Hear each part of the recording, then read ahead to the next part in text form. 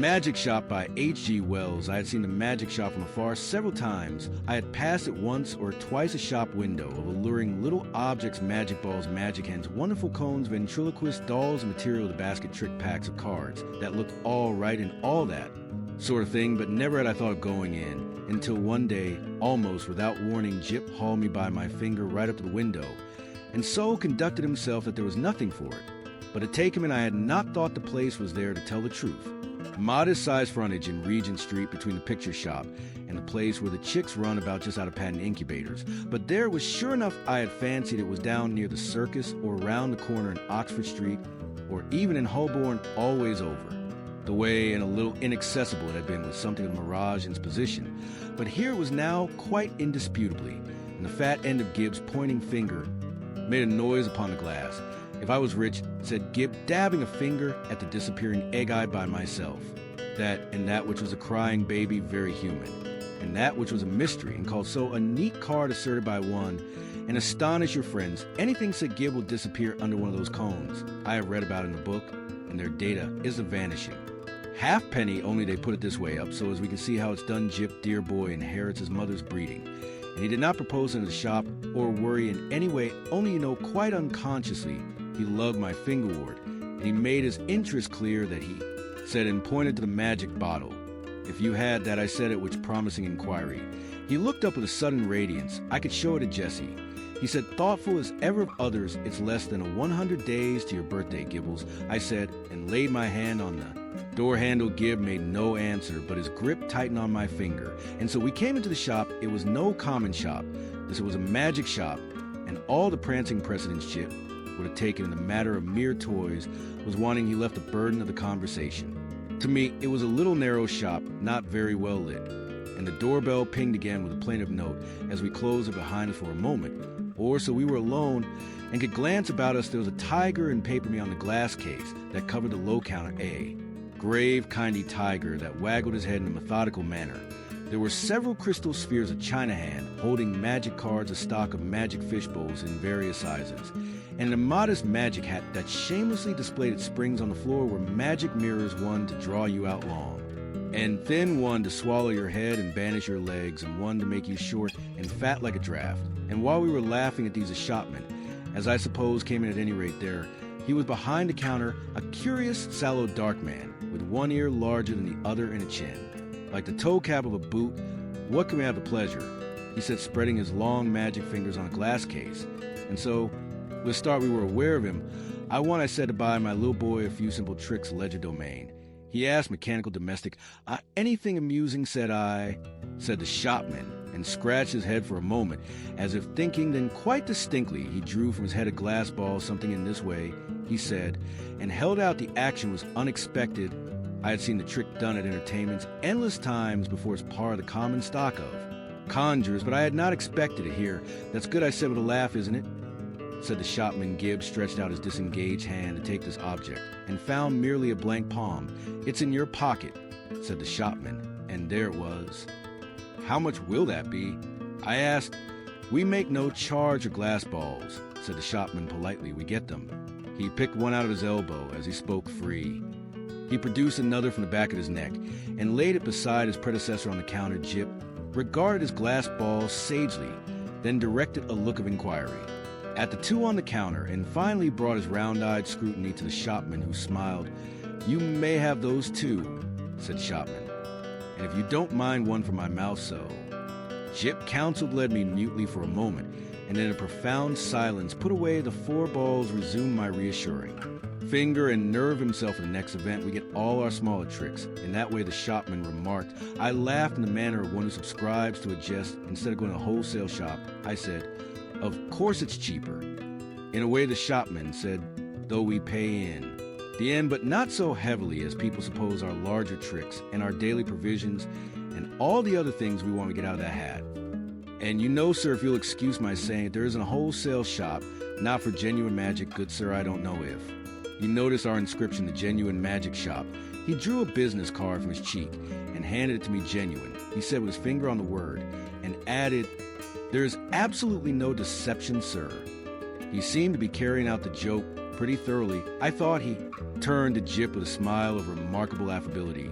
You know, are the right sort of boy. I was surprised as knowing, though, because in the interest of discipline, we kept it rather a secret even at home, but Jip received it in an unflinching silence, keeping a steadfast eye on him. It's only the right sort of boy gets through that doorway, and as if by way of illustration, there came a rattling at the door, and a squeaky little voice could be faintly heard, "I want to go in there, Dada.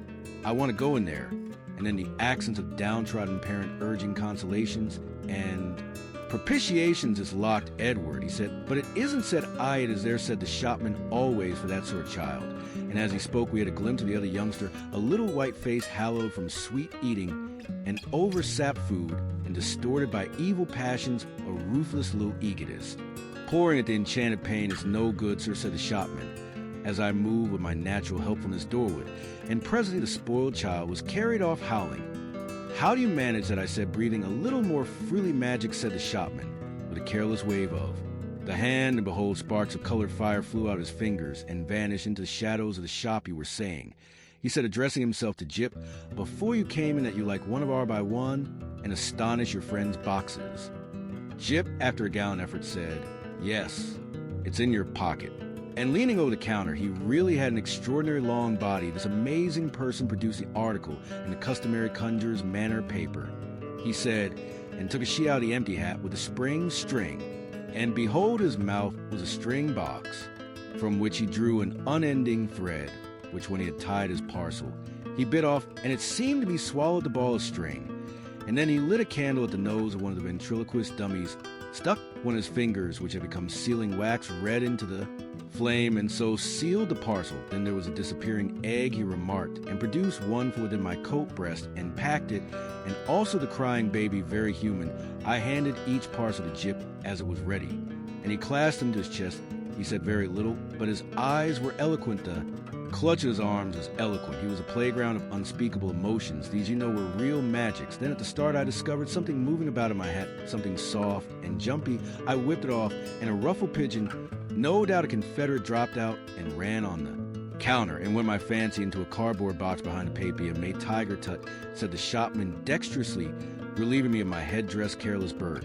And as I lived nesting, he shook my hat and shook out into his extended hand 2 or 3 eggs, a large marble watch, about half a dozen of the inevitable glass balls, and then crumpled, crinkled paper, more and more and more, talking all the time the way in which people neglect to brush their hats inside, as well as out politely, of course, but with a certain personal application. All sorts of things accumulate, sir, not you, of course, in particular, nearly every customer astonishing what they carry about with them, the crumpled paper rolls, and billowed on the counter more and more and more, until he was very nearly hidden from us, until he was altogether hidden, and still his voice went on, and on we none of us know what the fair semblance of a human being may conceal, sir.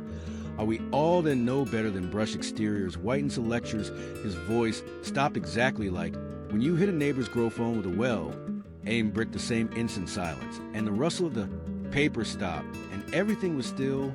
"Have you done with my hat?" I said after an interval. There was no answer. I stared at Jip, and Jip stared at me, and there were our distortions in the magic mirrors, looking very rum and grave and quiet. "I think we'll go now," I said. "Will you tell me how much all this comes to?" I said on a rather louder note. "I want the bill and my hat, please." It might have been a sniff from behind the paper pile. "Let's look behind the counter, Gib." I said. "He's making fun of us." I led Jip round the head-wagging Tiger, and what do you think there was? Behind the counter, no one at all, only my hat on the floor, and a common conjurer's loped white rabbit lost in meditation, and looking as stupid and crumpled as only a conjurer's rabbit can do. I resumed my hat, and the rabbit loped a lop, or so, out of my way. "Tada," said Gib in a guilty whisper. "What is it, Gib?" said I do like this shot, Dada. So should I, said to myself, if the counter wouldn't suddenly extend itself to shut one off in the door. But I didn't call Gibbs' attention to that. He said with a hand out to the rabbit, as it came lolloping past us to a magic end. His eyes followed it as it squeezed through a door. I had certainly not remarked a moment before then this door opened wider, and the man with one ear larger than the other appeared again. He was smiling still, but as I met mine with something between amusement and defiance. "You like to see our showroom, sir?" he said with innocent suavity. Jip tugged my finger forward. I glanced at the counter and met the shopman's eye again. I was beginning to think the magic just a little too genuine. "We haven't very much time," I said, "but somehow we..." We're inside the showroom before I could finish that all goods the same quality, said the shopman, rubbing his flexible hands together. And that is the best nothing in the place that isn't genuine magic and worn it thoroughly, Rum. Excuse me, sir, I felt him pull at something that clung to my coat sleeve, and then I saw him held a little wriggling red demon by the tail of the little creature bit, and fought and tried to get his hand. And in a moment, he tossed it casually behind a counter.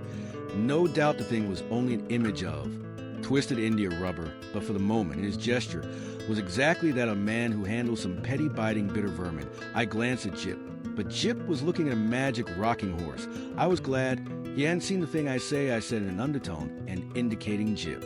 And the red demon with my eyes, you have many things like that about you, none of ours probably brought it with you, said the shopman, also in an undertone, and with more dazzling smile than ever astonishing what people will carry about with them unawares. And then, to get to you see anything you fancy here. There were many things that Jip fancied there. He turned to the astonishing tradesman with mingled confidence and respect. Is that a magic sword? He said, a magic toy sword neither bends breaks nor cuts the fingers it renders. The bearer invincible in battle against anyone under 18, half a crown to 7 and 6 according to size. These panoplies on cards are for juvenile knights errant, and very useful shield of safety, sandals of swiftness, helmet of invisibility. Oh, data, gaskip, I tried to find out what they cost, but the shopman did not heed me. He had gotten him away from my finger. He had embarked upon the exposition of all his confounded stock, and nothing was going to stop him presently.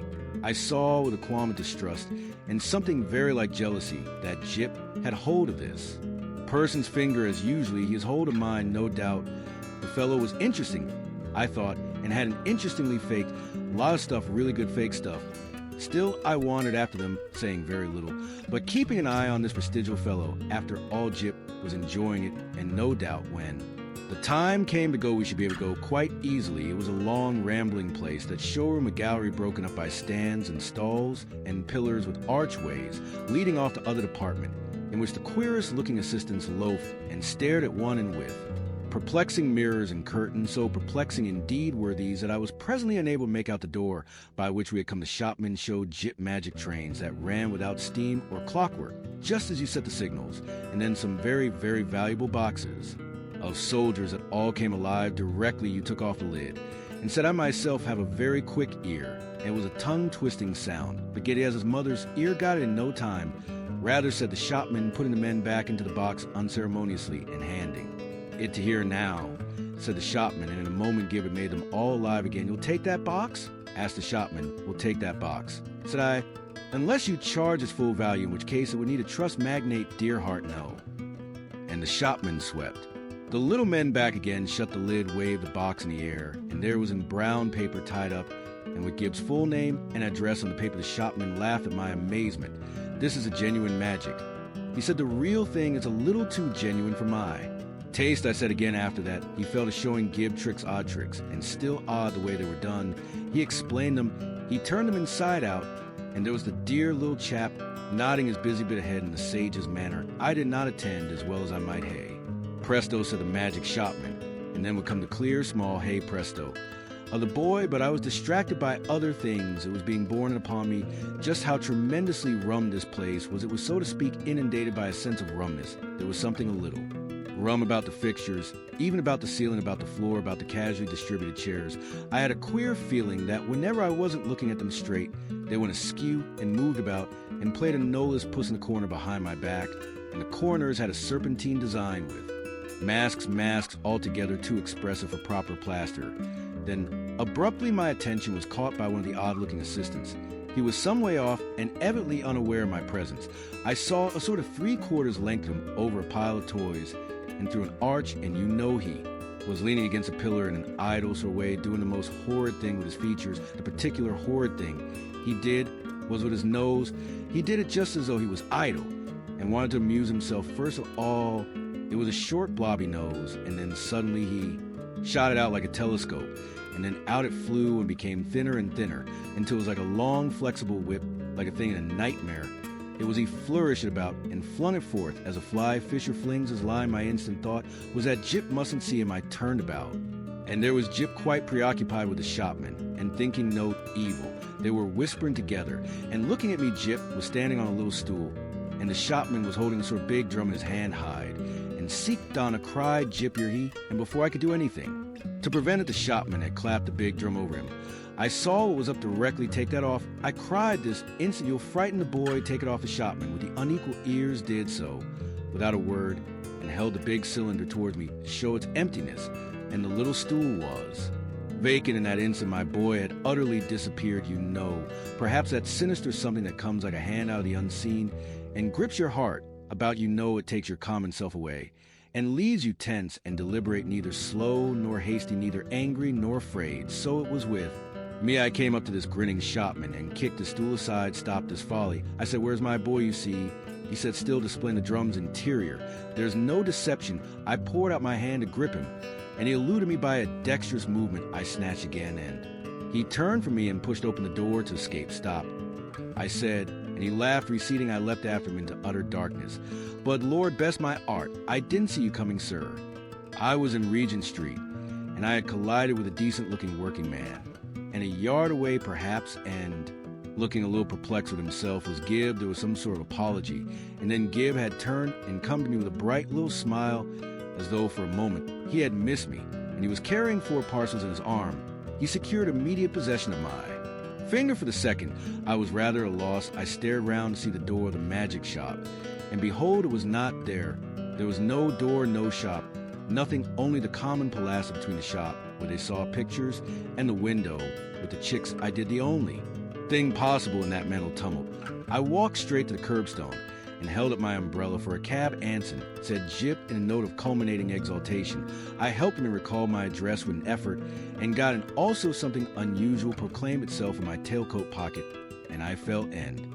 Discovered a glass ball with a petulant expression. I flung it into the street. Gib said nothing for a space. Neither of us spoke.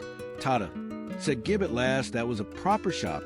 I came around with that to problem of just how the thing had seemed to him. He looked completely undamaged, so far good. He was neither scared nor unhinged. He was simply tremendously satisfied with the afternoon's entertainment. And there in his arms were the 4 parcels, confounded what could be in them. I said, little boys can't go to shops like that. Every day he received this with his usual stoicism, and for a moment I was sorry I was his father and not his mother, and so couldn't suddenly there blow in our handsome kiss him. After all, I thought the thing wasn't so very bad, but it was only when we opened the parcels that I really began to be reassured. 3 of them contained boxes of soldiers, quite ordinary little soldiers, but of so good quality as to make Jip altogether forget that originally these parcels had been magic tricks of the only genuine sort, and the 4th contained a kitten, a little living white kitten, in excellent health and appetite. And temper, I saw this unpacking with a sort of provisional relief. I hung about in the nursery for quite an unconscionable time. That happened 6 months ago. And now I am beginning to believe it is all right. The kitten had only the magic natural to all kittens, and the soldiers seemed as steady a company as any colonel could desire. And Jip, the intelligent parent, will understand that I have to go cautiously with Jip. But I went so far as this one day. I said, how would you like your soldiers to come alive, Jip, and march about by themselves? Mine do, said Gib. I just have to say a word I know before I open the lid. Then they march about alone. Oh, quite. I shouldn't like them if they didn't do that. I displayed no unbecoming surprise, and since then I have taken occasion to drop it upon him once or twice unannounced when the soldiers were about, but so far I have never discovered them performing in anything like a magical manner. It's so difficult to tell. There's also a question of finance. I have an incurable habit of paying bills. I have been up and down on Regent Street several times looking for that shop. I am inclined to think indeed that in that matter honor is satisfied, and that since Gibbs' name and address are known to them, I may very well leave it to these people, whoever they may be, to send in their bill in their own time, The End of the Magic Shop by H.G. Wells.